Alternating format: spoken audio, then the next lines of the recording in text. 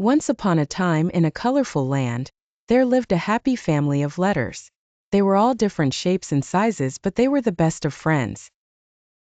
The letter A was always at the beginning of words, the letter Z was always at the end, and all the letters in between loved to play together.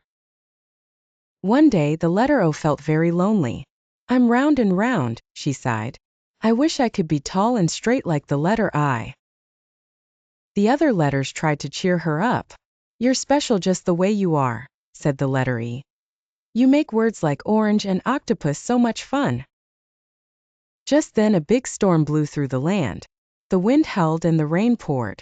All the letters were scared and huddled together for warmth.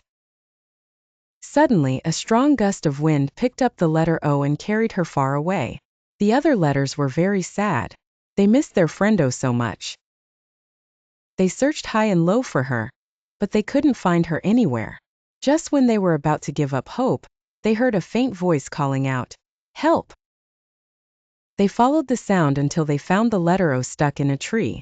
They worked together to free her. When the letter O was safe, they all hugged each other tightly. "I'm so glad to be back with my friends," said the letter O. "I realize that it doesn't matter what shape or size you are. What matters is that we are all friends." And so the letters lived happily ever after, always reminding each other that they were all important and special.